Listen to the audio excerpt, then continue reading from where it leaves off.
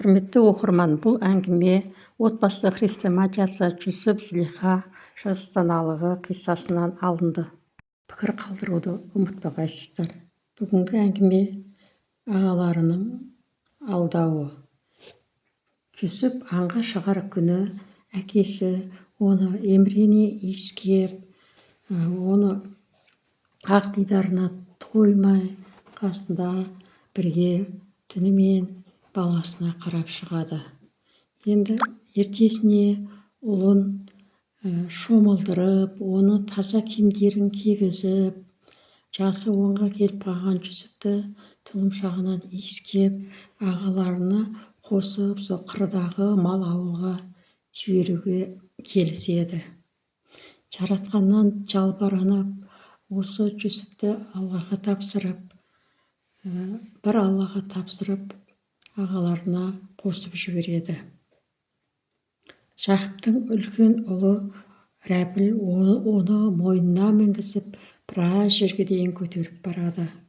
Сосын екінші ұлы Жахуда да оны көтеріп арқалап бара жатады. Одан кейін Шамғұн үйден алыстағанша әкесі төбе басына шығып, ұлына қарап тұрады ұзақ.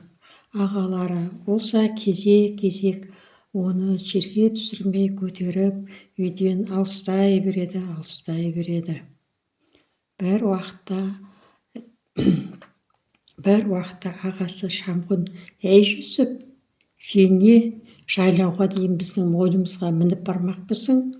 Түс кәне, өзің жүр», деп 7 жасар баланы алдыға салып қуалай жөнеледі. Жүсіп не боп не қойғанын түсінбей, ыстық күнде аяғына тікен құм батып жүгіріп, жалаң аяқ жалаң бас жүгіре жөнеледі. Қарны ашып, шөл қысып, әбден шаршайды. Ас ауқаты мол қалған ағалары бірақ оған нәр татырмай қуалай береді.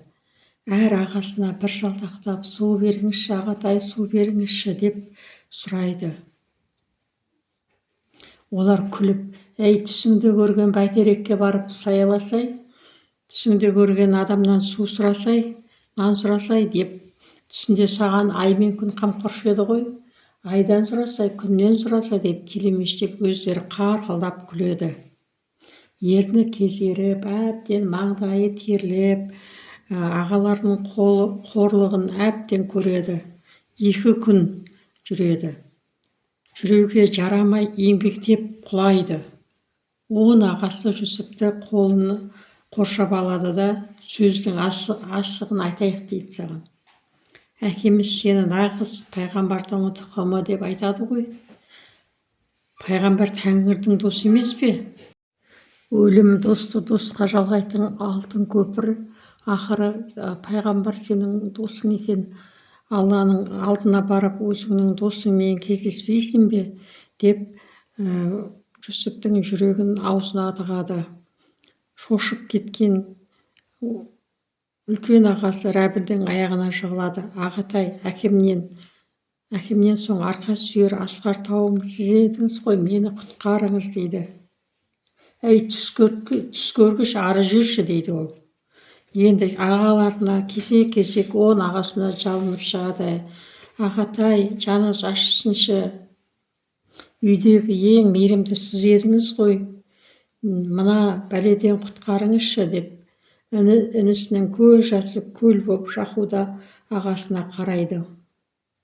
Жахуда шамалы жібіп ағаларын райынан қайтарғысы кеп, Жүсіпті өкпеге қисақта: «Өлімге қимаймыз ғой, бауырымыз ғой, осы жерге қоя бере салайық», дейді. Сөйтсе: «Жоқ», деп ешқайсысы қайтпайды. «Әй Жахуда, сен өйтіп құбылма, жүрегің езіледі екен, басында неге айтпадың», дейді. «Әлде ақырет есіңе енді түсті ме?» деп. Қайталанған дерт жаман, қайта бұзған серт жаман. Басында біз бәріміз ақылдасып серттестік пе, енді соны орындаймыз, дейді. Олардың алған бетінен қайтар түрі жоқ.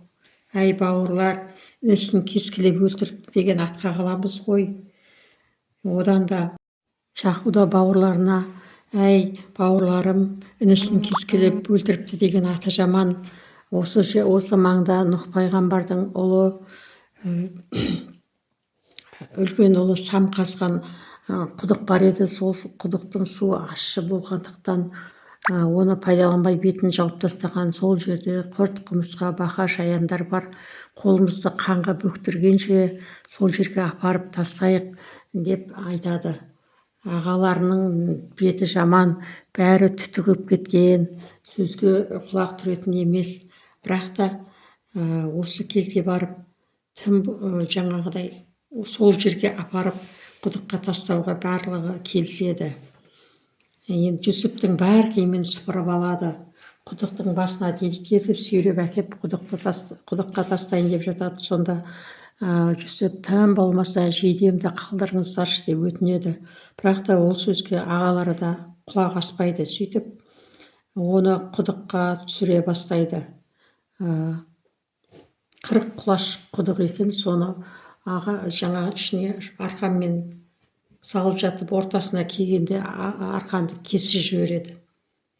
Талқаның таусылмаса табытқа да түспессің деген деп кездіктің ұшын қиып жібереді. Осымен іс бітті. Жүсіптің шыңғырып жылаған дауысы құмға барып мүлде естілмей кетті. Енді ағалары аттың басын ауылға қарай кері бұрады.